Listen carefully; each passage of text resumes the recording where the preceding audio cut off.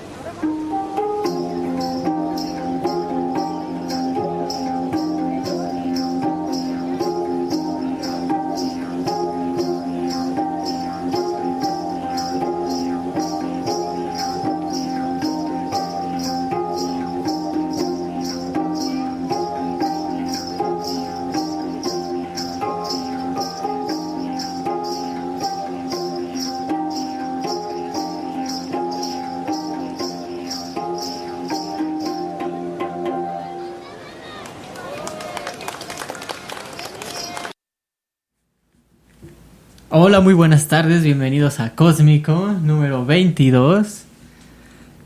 Hola. Hola. Es momento de presentarnos. amigos de radioescuchas de Cósmico, quiero presentarles el día de hoy a una querida amiga muy especial, Xiang Qing. Hola, ¿qué tal? Bienvenida, Me llamo, ¿cómo estás? está en chino, entonces Sí. me llamo Xiang Chong, soy médica y mi perfil, mi especialidad o mi área de interés es la salud pública. Tengo un enfoque más epidemiológico y actualmente coordino los servicios de salud de la organización Inspira Cambio. Ok, súper interesante todo tu trabajo, ¿eh? Has estado trabajando en salud mental, en salud sexual, salud reproductiva. Entonces estás muy activa en todos esos temas tan vulnerables, ¿no? Sí, estuve colaborando con el Centro Colaborador de OPS, del Centro de Investigación en Lesiones y Violencia del Instituto Nacional de Salud Pública. Tuvimos un proyecto enfocado a la conducta suicida en adolescentes en México. Estuvimos trabajando en la comunidad de Morelos. Bueno, por ese lado siempre me ha interesado el tema de la salud mental y el tema de la violencia que afecta mucho a la población en México. Por ejemplo, las lesiones de tránsito son la primera causa de muerte en las personas de nuestra edad, en las personas jóvenes. Y también he estado muy enlazada al tema de investigación y prevención de VIH y otras infecciones de transmisión sexual. Es todo con un enfoque de género, siempre en apego a los derechos humanos. Y esa es la razón por la que ahorita estoy coordinando los servicios de salud de Inspira. Súper excelente, ¿eh? Vamos a poder platicar bastante bien y poder guiar a nuestros escuchas en esta plática acerca de este tema muy particular. A mí me causa bastante eco. Bueno, como te enterarás aquí, pues yo soy cero positivo, entonces pues estoy muy como que familiarizado con el tema. Entonces algo que también podemos por parte de nuestra fundación y que podríamos converger aquí es que, por ejemplo, el aceite de CBD sirve bastante para cuestiones como en cuestiones mentales, es antipsicótico.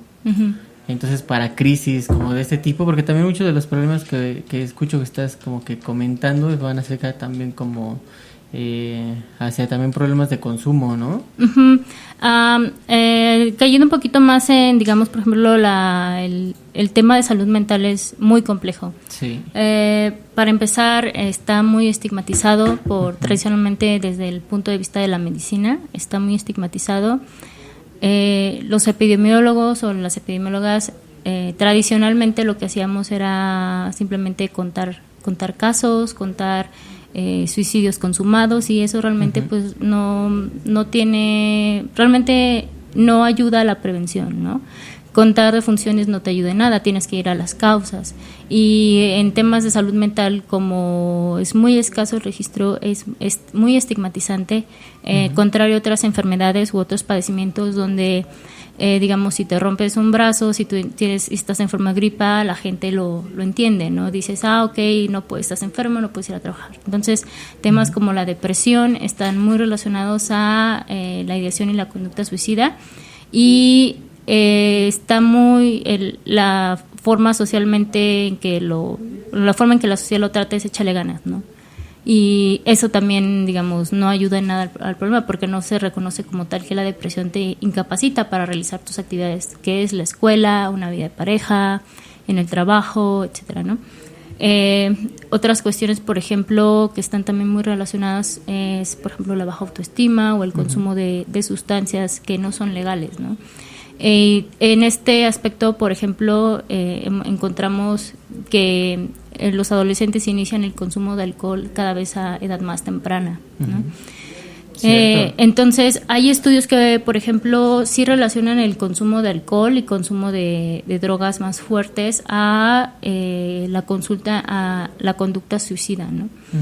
Es chistoso porque en cuestión de la marihuana, los estudios no acaban de discernir si está relacionado o no, ¿no? Entonces, es curioso cómo otras drogas sí funcionan más como predictores de conducta suicida, porque son, digamos, drogas excitativas, al contrario de la marihuana. Entonces, lo que necesitamos es, digamos, más estudios, porque de entrada los casos son pocos, ¿no? En cuanto a salud mental. Es cierto que los adolescentes están accediendo más temprano a consumo y abuso de alcohol, ¿no? Sobre todo hay que especificar la cuestión de el abuso que se está teniendo. Que es el principal problema, ¿no? En sí el consumo no es el problema es tener una situación con ese consumo, ¿no? Que ya... Y sobre todo que hay otras situaciones que también la sociedad debe reconocer, ¿no? Que el entorno familiar muchas veces no es el más favorable. Hay violencia en el hogar, hay otras situaciones que pasan desapercibidas, que es un poco... Son temas delicados de poder investigar. En la investigación que hicimos, lo hicimos en adolescentes de 11 a 16 años, y bueno, encontramos ya una prevalencia de un 11 o 14% en primer año de secundaria. ¿Eso qué te dice? Pues realmente no es que te inscribes a la secundaria y ya tengas ideación suicida. O sea, es que viene desde atrás, viene desde la primaria. Entonces no podemos, digamos, culpar de todo a la exposición de alcohol y demás, sino que también ver, bueno, ¿y por qué están accediendo? ¿Por qué cuál es la situación en casa? ¿Cuál es la situación con los padres? Y la escolar, el sistema de secundarias en nuestro país es bastante conflictivo, es bastante denso el ambiente, ¿no? El bullying, la presión, estás como que en esta revolución también hormonal, que también se disfraza mucho, ¿no? Se dice así como que, pues es la etapa de su adolescencia, pero no, es que están pasando cosas bien gruesas y que pasamos desapercibidas, ¿no? Sí, y sobre todo, por ejemplo, los adolescentes, los prepubres, pues son personas que están en desarrollo, están desarrollando su personalidad, ¿no? Y tienen figuras figuras de apoyo en las que podrían tener algún tipo de consejo, de guía, que generalmente muchos profesores, muchos maestras no se dan cuenta que también fungen como una figura ahí de guía, ¿no? Hay muy buenos maestros que hacen más de lo que deberían, pero también hay maestros que, digamos, checo, doy la clase, si me prestan atención bien, y pues si no va, y yo cobro, ¿no? Entonces, si tenemos... El maestro barco, ¿no? Entonces, si tenemos así chavos o chavas que, bueno, niños ya, porque en la primaria son niños, ¿no? Que tienen situaciones de violencia en su casa, situaciones fuertes, incluso de abuso sexual. Claro. Pues obviamente que llegando a la secundaria y tienen contacto con alcohol, empiezan a abusar del alcohol, y dicen, bueno, ya el alcohol ya no me hace nada, van a empezar de drogas en drogas. Entonces, a mí me sorprendió porque de la muestra tuvimos 383 chicos, y les aplicamos un cuestionario de identificación de cédulas suicidas, que es de la doctora González Forteza, es psiquiatra del Instituto Nacional de Psiquiatría, y yo hice todo el análisis estadístico, y lo que más me sorprendió es que primero de secundaria ya la mayoría había tenido contacto con el alcohol, ¿no? Y no solamente, digamos, alcohol y cigarro, ¿no? Marihuana y incluso drogas pues más fuertes, como por ejemplo algunos mencionan cocaína, ¿no? Incluso, o sea, inhalantes. O sea, me sorprendió. Sí esperaba que algunos ya hubieran tenido contacto con inhalantes, pero bueno, o sea, también encontramos menciones a crack, menciones a metanfetaminas, algunos que otros cocaína. Entonces dices, pues, ¿qué onda, no? Entonces, pues te habla de que hay un problema de fondo, ¿no? También la relación con los padres. Encontramos que en general los chicos que no tenían conductas suicidas, digamos, no tenían ideación, intento, tenían mejores puntajes de relación con la madre que aquellos que tenían conductas o intentos, ¿no? Y en general la relación con los padres en los cuatro grupos fue pues muy similar, ¿no? ¿De qué te habla? Que es muy importante la relación con la madre, ¿no? Entonces, sí, el núcleo familiar. El núcleo familiar, ¿no? Y aquí podría hacer mención también la importancia que tienen es una etapa en donde los adolescentes están definiendo su identidad, ¿no?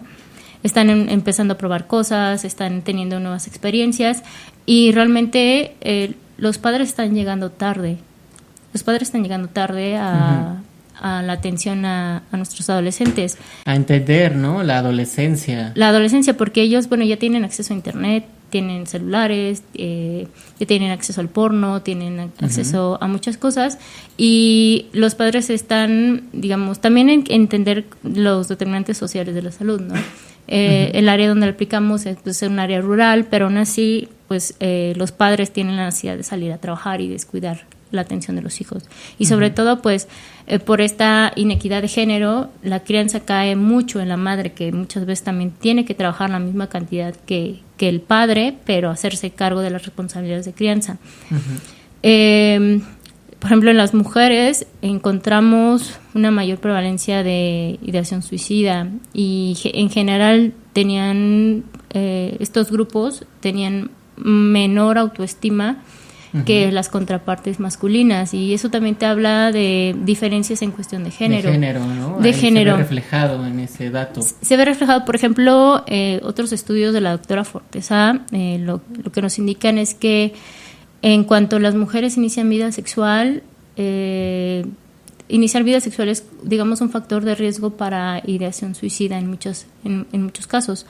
Y esto también está por la construcción social de que cuando una mujer pierde la virginidad, entre comillas, pues se devaloriza socialmente, ¿no? Y en cambio el varón, en cuanto más temprano inicie vida sexual y entre más parejas sexuales tenga, digamos, aumenta en estatus, ¿no? Entonces, esta devaloración, esta diferencia en cuanto a cuestión de género, pues sí tiene mucho que ver, más allá de lo biológico, por ejemplo, de, obviamente, otros factores como depresión o antecedentes de enfermedades mentales o de cuadros, por ejemplo, de esquizofrenia y demás, que también tienen un fuerte peso genético, también hay una responsabilidad social, ¿no? Y es bien curioso que lo mencionas, porque justo antes de, por ejemplo, de declararle que soy gay a mis padres, era este discurso, ¿no? De ten distintas parejas, experimenta, no te quedes con la misma novia, es la primera, y todos estos temas. Pero a partir de que fui gay, fue al revés, así de tienes que llegar a la casa, tienes que toda esta onda, así de a ver, qué pedo, sigo siendo el mismo hombre, sigo siendo tu mismo hijo, o sea, ¿por qué cambió la estrategia de educación, ¿no? O este molde, ¿no? Sí, y eso es algo muy importante porque ahorita en 2019 tenemos, o sea, madres, padres, familias que siguen corriendo a sus hijos en cuanto dan, les dicen abiertamente que tienen una orientación sexual distinta, y agárrate porque eso nada más, la orientación, conflictivo, y aparte de tener una identidad de género distinta, es todavía como que el acabose, ¿no? Entonces, desde 2019, y eso, digamos, también nos sigue vulnerando. Eso vulnera más a los adolescentes. Entonces, pues la comunidad LGBT más ha tenido también este factor de estrés de minoría, que no es porque biológicamente sea que los homosexuales, lesbianas o trans, digamos, tengan mayor probabilidad a enfermedades mentales, no, sino que es este estrés de minoría, de este estrés conflictivo de que te vas a enfrentar a discriminación de entrada en tu casa, que puede que no te acepten y te corran, ¿no? Tenemos chicos que nos escriben buscando orientación de, oye, ¿cómo le podría hacer yo para checarme? Porque tengo 17 años, 18 años, y pues mi familia no lo sabe y me apoyan con la escuela, ¿no? Entonces, estas cuestiones obviamente traen un estrés mental muy grave, ¿no? Algunas otras, y todavía vivir en el conflicto de la negación, de tal vez yo... O la doble vida, ¿no? La doble vida, de a lo mejor puedo cambiarlo. Por ejemplo, ahorita una amenaza actual son las terapias de conversión, ¿no? Las llamadas ECOSIG, que son una fuerte amenaza, digamos... a los derechos humanos. A los derechos humanos fundamentalmente, porque por ahí andan circulando memes de antes era permitido y ahora va a ser obligatorio ser homosexual, y pues realmente en ningún país del mundo es obligatorio ser homosexual. Contrario a que sí hay países como, por ejemplo, Rusia, países como Corea del Norte, países todavía donde es realmente penado con la muerte tener una orientación sexual distinta, ¿no? Entonces, pues todos estos conflictos, por ejemplo, si nosotros digamos en países occidentalizados tenemos todavía estas barreras, ahora los países de Medio Oriente u otros países con políticas o regímenes mucho más estrictos.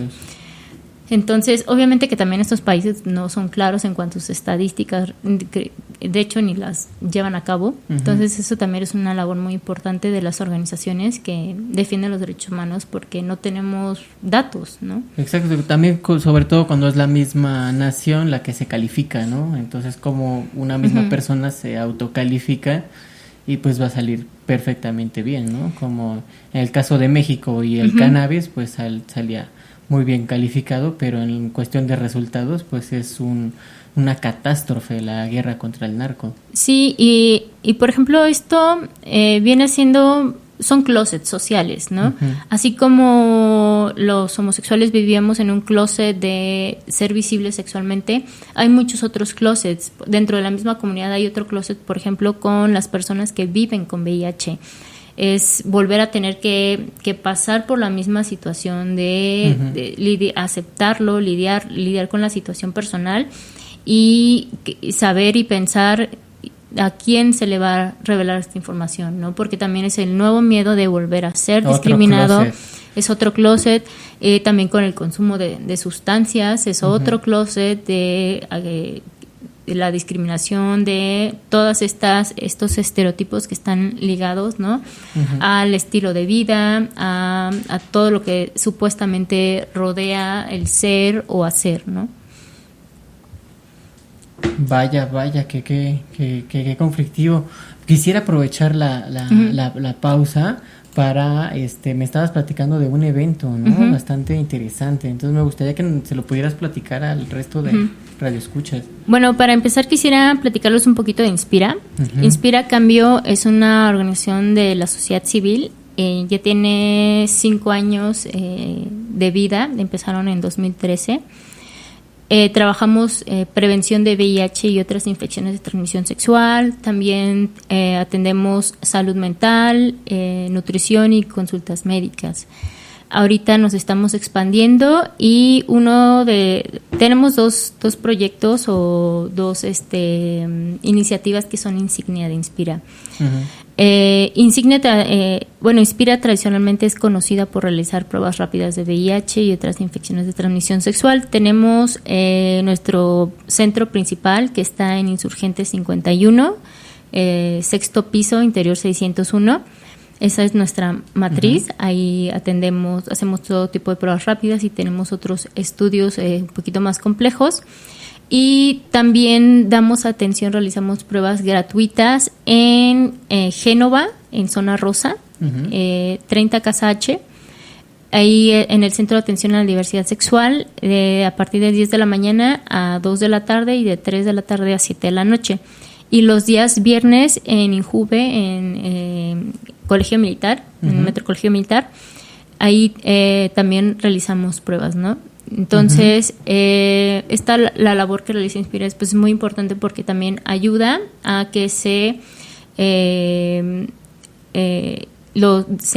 desaturen los servicios públicos, ¿no? En Clínica Condesa también te puedes hacer pruebas rápidas, Condesa Iztapalapa también, y en teoría en cualquier centro de salud te deberías poder hacer una prueba, pero la atención sí es muy diferente, ¿no? Sí, entonces, va cambiando, ¿no? Va cambiando, es un tema muy, muy complejo del sistema de salud que está saturado. Y bueno, como les comentaba, Inspira tiene 2 iniciativas que son, digamos, nuestro emblema, ¿no? Una son las charlas de café, que son pláticas o sesiones sobre un tema en específico. Invitamos a diversos usuarios interesados y más que dar un seminario o ponerme a hablar yo de cómo son o deben ser las cosas, pues es un diálogo donde es una charla entre amigos, ¿no? Empezamos a compartir. La última charla que tuvimos es sobre chemsex, es sobre el uso de sustancias recreativas cada vez más frecuente para tener relaciones sexuales. Tener relaciones sexuales. Bueno, soy culpable. Esa estuvo muy interesante y si quieren ver la repetición igual en nuestra página de Facebook quedó grabada. Claro que sí, ¿la podrías compartir? Sí, se las compartiremos más tarde. Se las escribimos entonces en los comentarios lo ponemos. Sí, incluso hay una exposición sobre chemsex, que esto es algo muy importante porque son cosas que las organizaciones de la sociedad civil tenemos contacto con las personas, con los usuarios, y de aquí a que este tipo de mecánicas lleguen a las publicaciones científicas, pues es que ya pasó mucho tiempo, ¿no? Entonces, los usuarios nos lo comentan, nos dicen, oye, ¿sabes qué está pasando esto? O se dice esto en las calles. Y realmente, pues, las autoridades no tienen conocimiento porque esto es muy dinámico. Y la otra actividad estrella que tenemos son las noches de detección.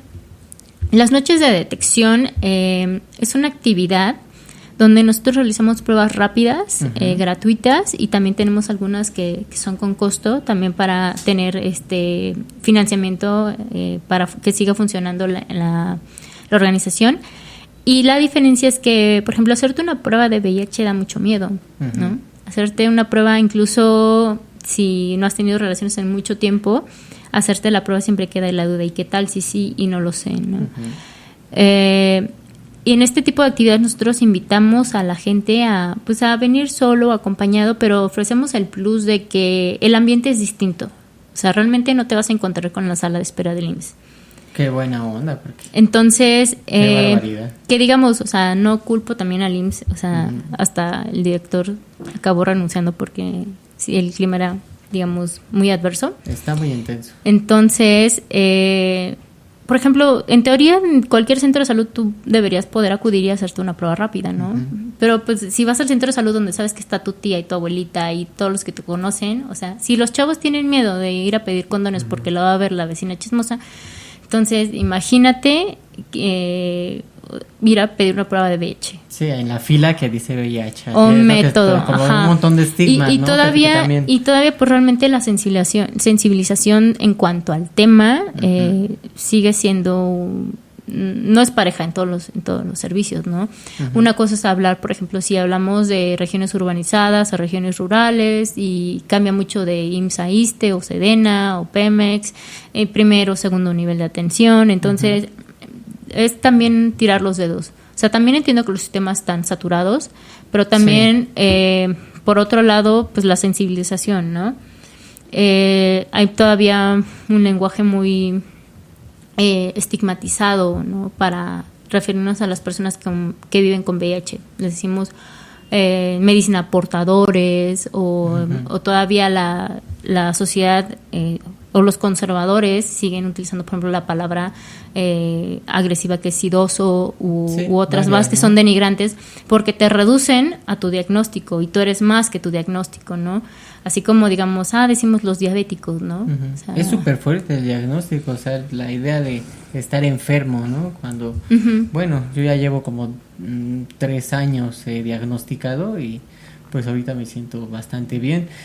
Al principio, antes de tomar el tratamiento, había un montón de confusión y le tenía miedo al tratamiento, porque pues estaba como que esta idea de que el tratamiento te mata más que sanarte, y todo lo contrario.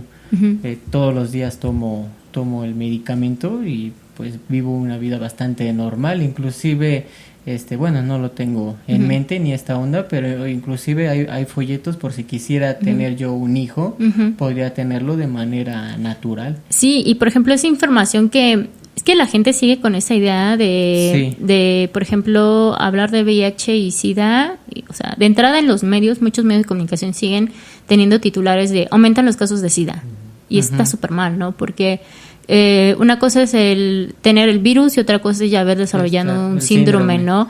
Entonces dicen, aumentan los casos de SIDA y dices, oye, ¿no? O luego la Rosa de Guadalupe y cuestiones así, donde dices, ¿qué onda con el lenguaje, no?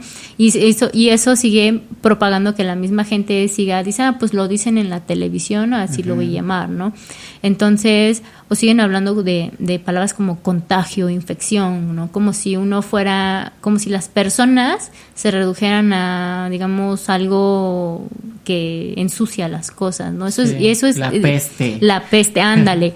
Entonces, y siguen casados con esa idea de los 80s, 90s, que efectivamente la situación fue muy difícil, muchas personas fallecieron, fue realmente una crisis a nivel mundial, y siguen, y por ejemplo, empezaron los 2000s, surgieron nuevos medicamentos en 2003, gracias a la presión de las organizaciones de la sociedad civil, a la presión de los pacientes, de las personas y de los académicos, pues el tratamiento se volvió gratuito, ¿no? Y de acceso libre a todas las personas, porque es un problema de salud pública.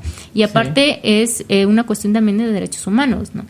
Entonces, todo lo que se ha logrado desde entonces, la sociedad ha estado así como que pasó desapercibida. Y cuando hablas de VIH o SIDA, se imaginan a Tom Hanks en la película Filadelfia, así literalmente. Entonces dicen, no, ya te vas a morir, ¿no? Y no, pues la realidad es que, por ejemplo, estaba leyendo una nota en la mañana que el paciente de Lisboa es un caso referente de Portugal. Hoy cumplió 100 años y es indetectable. Detectaron VIH en 2003 con 84 años. Y ya se lo detectaron en una etapa de SIDA. Tenía también otros problemas asociados, un linfoma por ahí. Y realmente sus médicos no pensaron que fuera a sobrevivir. Eso, y está cumpliendo hoy 100 años y está indetectable. Entonces, ¿de qué te habla? ¿Cómo se llama? Su nombre es anónimo. Es conocido a nivel médico en los artículos científicos como el paciente de Lisboa. Paciente de Lisboa, pues muchas felicidades por tu por el dato. 100º año. Sí. Entonces, eso es, pues es realmente muy importante que se dé a conocer estos avances porque estamos hablando que ya la esperanza de vida de una persona que vive con VIH es igual o mayor al del resto de la población y llega a ser incluso mayor. ¿Por qué? Porque la diferencia de una persona que vive con VIH es que tiene que tomar su medicamento todos los días de manera puntual e ir más frecuentemente al médico, ¿no? Y un cambio de vida. Un cambio de vida, ¿no? En la alimentación, en un montón de cosas. O sea, los cursos que también, por ejemplo, el IMSS también te imparte y son obligatorios. Por ejemplo, tengo que ir a ver, el obligatorio es una vez cada 6 meses. Y es así de a fuerzas y pues te enseñan qué alimentos no tomar, qué cosas no tomar, con qué sí se pueden utilizar, porque son un montón de fármacos los que están ahí disponibles. Entonces, pues ya eso hace que ir más frecuente al médico te detecten cosas antes que al resto de la población, porque realmente la población normal, el resto de la población va al médico ya cuando tiene alguna dolencia, tiene ya algo ahí grave, y frecuentemente obviamente te detectan las cosas a tiempo, te las tratan antes y te las resuelven antes. Entonces ya el VIH ya no es una enfermedad mortal, si no se atiende, se ha vuelto una enfermedad crónica, es un padecimiento que se ha vuelto crónico. Ya la expectativa de vida ha aumentado para las personas que conviven con VIH y fundamentalmente hay que hablar sobre la importancia del tratamiento antirretroviral. Porque aquí el tratamiento antirretroviral juega un papel muy importante porque ya hay nuevos medicamentos, ya tu carga viral se puede volver indetectable, suprimir a tal grado que ya sea tener menos de 40 copias por unidad de sangre en el estudio. Entonces, cuando tú ya eres indetectable ya no puedes transmitir el virus, ¿no? Y eso es sorprendente. Y eso es muy importante porque eso abre una nueva puerta, ¿no? Las mujeres que viven con VIH ya tienen la opción de gestar niños, gestar bebés que puedan nacer libres de VIH. Las personas pueden continuar su vida porque esa es una de las preguntas más importantes. Dices, pues que como si tengo VIH ya no voy a poder tener pareja, ya no voy a poder reproducirme, ya no voy a... ya se acabó socialmente. Entonces, eso es restablecer, tener familia es un derecho humano. Entonces, vivir una vida digna es un derecho humano. Entonces, y finalmente también hay que considerar las estadísticas, ¿no? La población mayormente afectada es la que está entre 15 y 49 años. Y si lo quieres ver desde el punto de vista económico, igual enlazado al tema de salud mental, somos la fuerza económica del país, ¿no? Claro. Entonces, y también hay más infecciones, ¿no? Entre más jóvenes, que también es un tema bastante controversial. Sí, en cuanto, por ejemplo, la mayoría tenemos... en Inspira tenemos pruebas rápidas de VIH y también tenemos pruebas rápidas de sífilis. Estas no tienen costo porque afortunadamente las recibimos de Clínica Especializada Condesa. Entonces nosotros también colaboramos en esta parte de ayudarles a la aplicación, ¿no? Aumentamos las oportunidades de que las personas puedan hacerse detecciones. Pero, por ejemplo, hablar de infecciones de transmisión sexual es hablar de virus, bacterias, hongos, parásitos, ¿no? Entonces, la mayoría de los chicos y chicas que se hacen las pruebas vienen aterrorizados porque el VIH, ¿no? El VIH. Entonces, dejan de lado otros agentes patógenos, ¿no? Como la sífilis, gonorrea. Actualmente hay una nueva cepa de gonorrea, la supergonorrea, que no está respondiendo a los antibióticos y también tarde o temprano va a acabar llegando a América y América Latina y con... los antibióticos, bueno, ya no están surtiendo efecto. Hay otro aspecto que, por ejemplo, está también el VPH, la forma en que se aborda el VPH. Y bueno, también pues los parásitos, ¿no? Otro enfoque también que tenemos en Inspira es que nosotros somos muy abiertos en cuanto a la diversidad.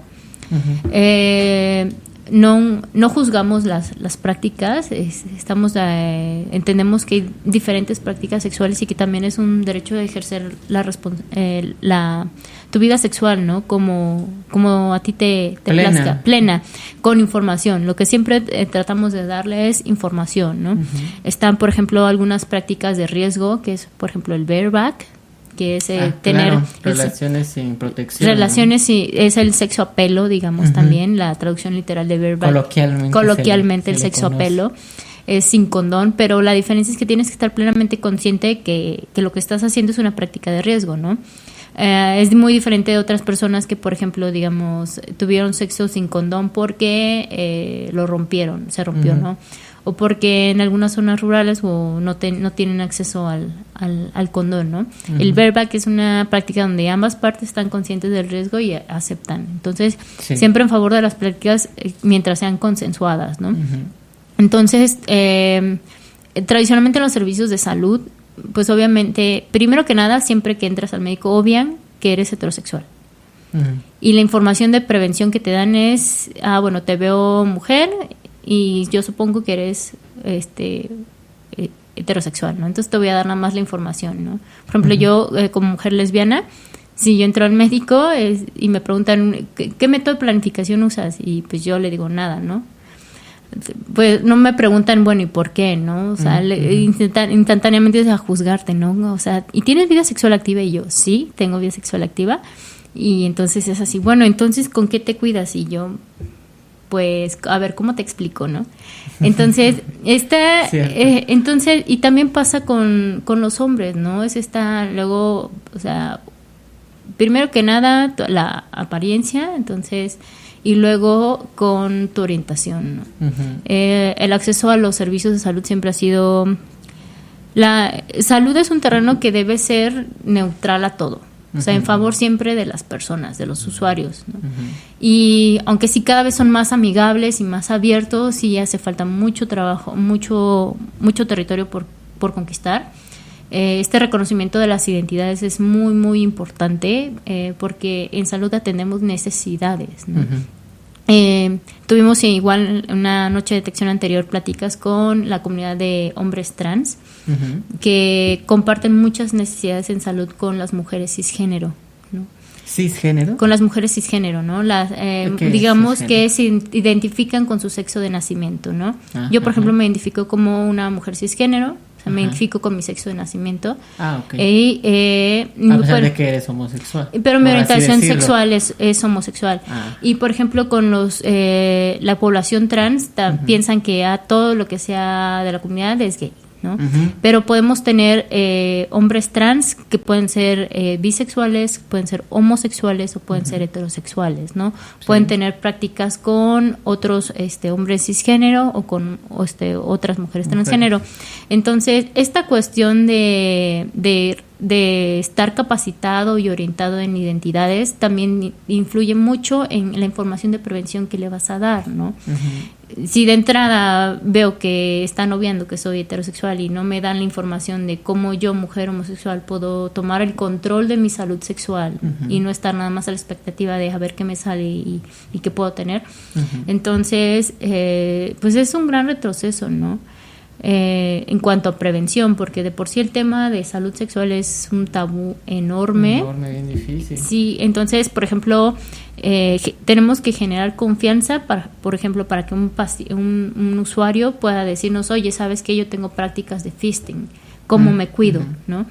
Si llegas con la enfermera del servicio público que tiene como 50, 55 años y no dices, oye, pues igual no tengo tanto la confianza, a lo mejor ni sabe lo que es, ¿no?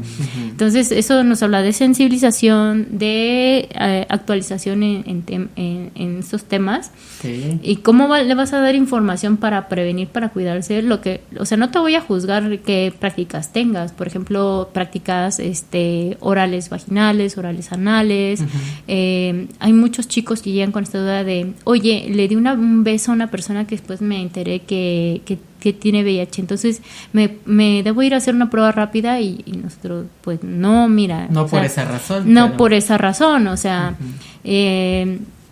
y o sea, gente que dices ya tienen 20, 30 años y sigue con estas dudas y dicen, pues no puede ser, nos falta mucha educación incluso dentro de la misma comunidad. Sí, bastante. Entonces, por ejemplo, vienen otros temas, ya llegando al futuro, también la PrEP. Claro. La profilaxis preexposición es un tema que anda muy en boga. Es Sí, a que veces es medicarse, ¿no? que es Antes de antes. hacer la práctica. Ajá, hay diversos esquemas. Hablar de PrEP es profilaxis preexposición, que es la toma de un antirretroviral de manera antes de tener una práctica. Hay esquemas donde están enfocados a poblaciones con altísimo riesgo de adquirir VIH. Consiste en una toma diaria, que debe ser de todos los días, y eso te puede proteger hasta un 90-96% de adquirir el virus, porque también algunas cuestiones es que tendemos a juzgar mucho, ¿no? El VIH, la comunidad LGBT y ha estado muy ligado a esta cuestión de lo sucio, lo prohibido, lo pecaminoso, y en los 80s y 90s pues el sector conservador estaba muy contento de que fallecieran tantas personas porque Claro. literalmente se lo ¿no? merecían, Era ¿no? Entre comillas, se lo merecían. Es un argumento del conservadurismo. Ajá. Inclusive mi papá, que era que cuando se enteró que yo era cero positivo, pues fue así como que ya ves, tenía yo la razón. Y es una situación diferente porque yo decidí conscientemente adquirir VIH. Entonces pues hay un montón de universos y de posibilidades y que pues cada quien las va a vivir de forma diferente. ¿No? Entonces, en este aspecto estamos conscientes que primero que nada los seres humanos somos seres sexuales, ¿no?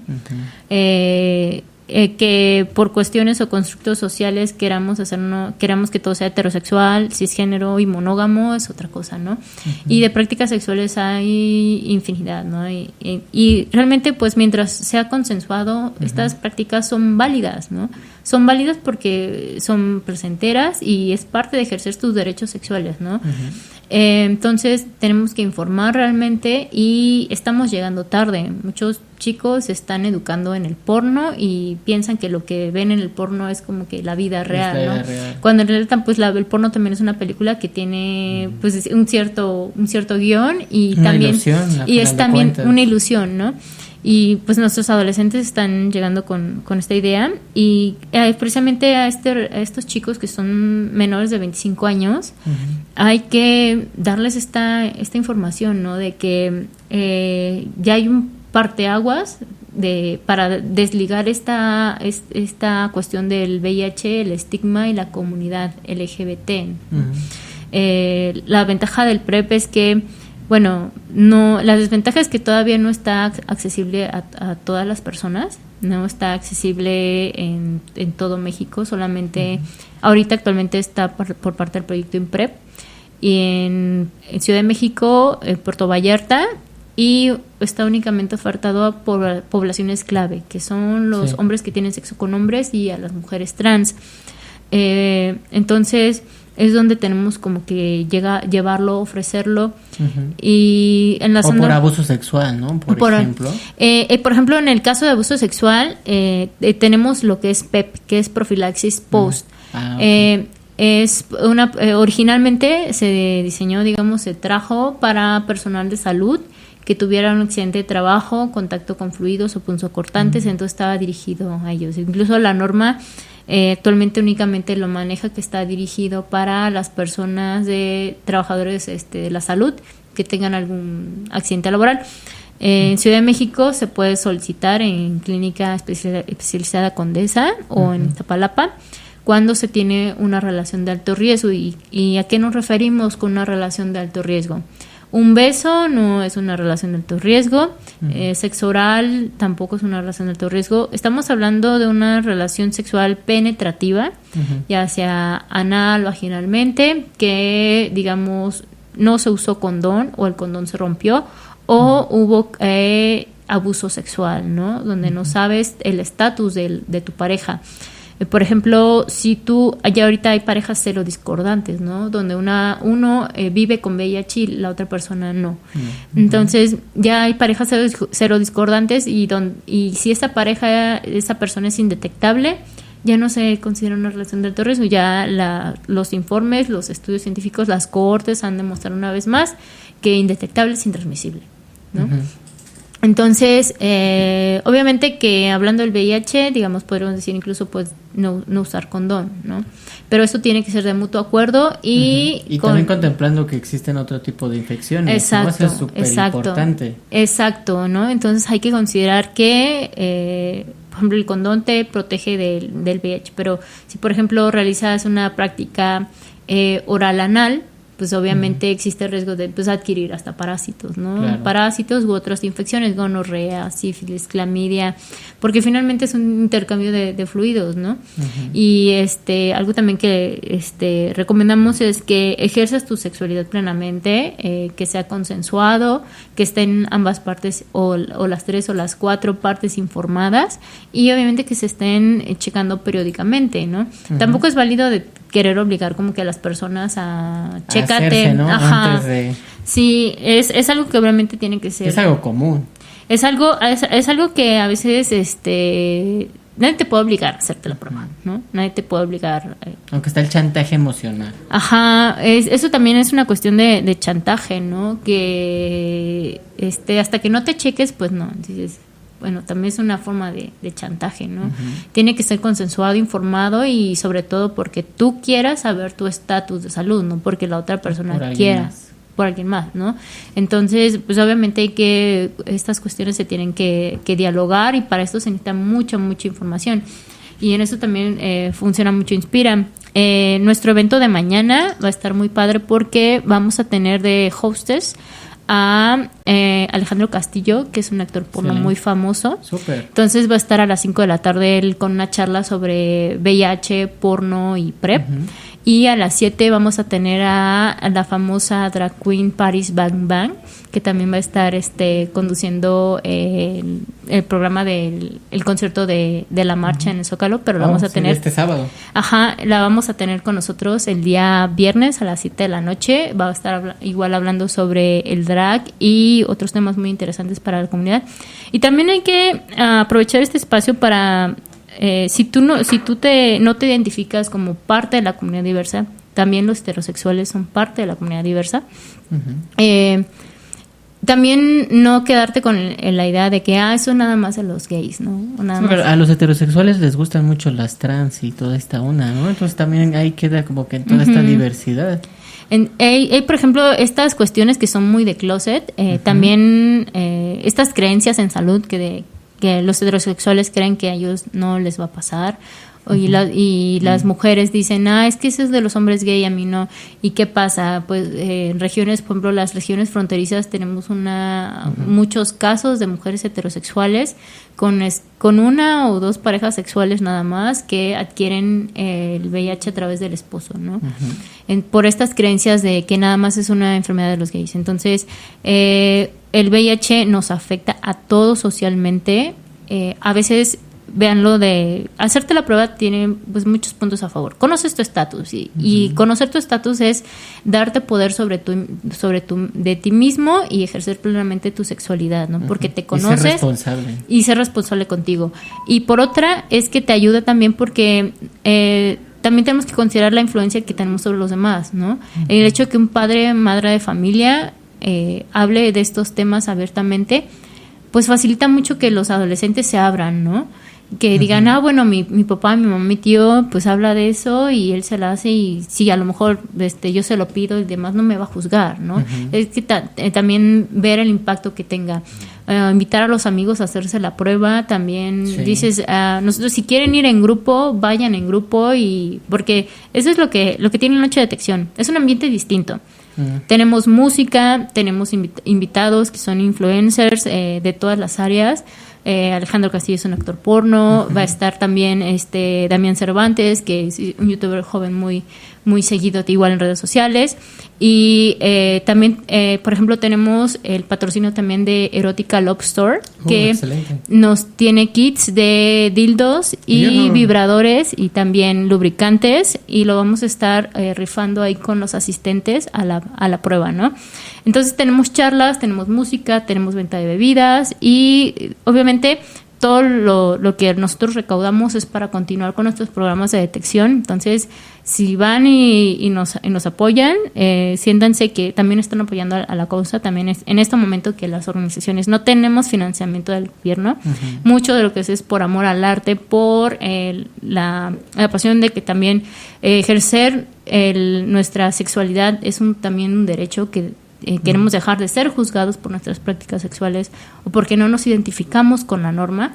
Y también es una forma de ser transgresores, ¿no? Tomar control de nuestra salud sexual, tomar control de nuestras prácticas sexuales, hablar de temas que son tabús o están prohibidos, como el consumo de drogas en las prácticas sexuales, como el porno, hablar de VIH, hablar de PrEP. Entonces, incluso si son menores de edad, la norma nos ampara. Si ustedes son menores de edad y se quieren hacer la prueba, pueden ir con todo gusto. Tenemos formatos especiales. Si tienes 15, 16... ¿Pero 16, van solos o van acompañados? Pueden ir solos. Solamente necesitamos una identificación y con foto, puede ser la de la escuela, el trabajo, y nosotros con todo gusto les realizamos la prueba, ¿no? Y porque también si nos esperamos hasta los 18 años, los adolescentes empiezan vida sexual activa, 14, 15 años, ¿no?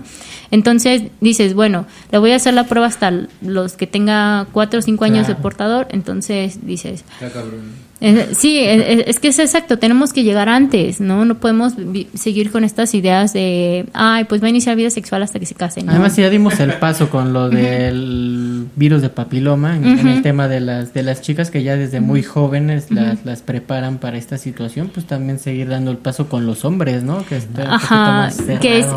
es por ejemplo poner el dedo en la llaga, ¿no? Sí. Y señalar cuestiones muy muy puntuales, ¿no?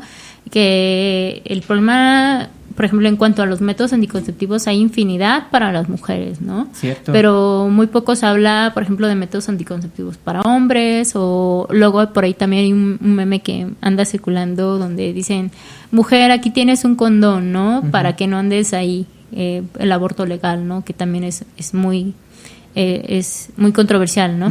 Y dices, bueno, ese condón es un condón externo, ¿no? Las mujeres cisgénero no tienen un pene donde colocarlo, ¿no? Entonces, muy cuestiones así que hay que puntualizar. Entonces, Inspira tiene una postura muy en favor de la salud de las personas, libre de discriminación, respetando las identidades, respetando las divergencias, siempre con un enfoque de que cualquier práctica tiene que ser informada, ¿no? Y pues para eso también estamos muy en favor de la legalización de la interrupción legal del embarazo, claro, no nada más en Ciudad de México, sino en todo el país. Excelente, pues mira, ahí tenemos más temas para poder seguir platicando, pero tendrá que ser en otra ocasión. Sí, estuvo muy chido.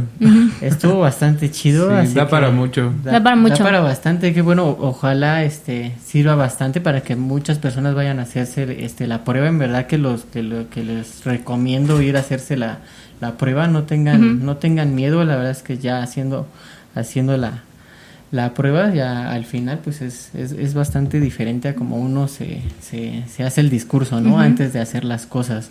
Pero pues bueno, antes de terminar quisiera aprovechar para invitar a todo el público a el curso de introducción al cannabis medicinal y recreativo que vamos a tener el día 6 y 7 de julio. Vamos a hablar acerca del autocultivo. Vamos a hablar acerca de el uso del CBD médico y también vamos a tener un curso de extracciones. Son 3 cursos en uno, es un temario bastante completo, un montón de temas. Va a ser un día teórico y un día completamente práctico, así que va a estar súper emocionante. Así que llamen a nuestros teléfonos 8788-1518 y 8788-1519. Nos ubicamos en Avenida Benjamín Franklin 233, en el 5º piso de la colonia Hipódromo Condesa, en la Casa de la Marihuana.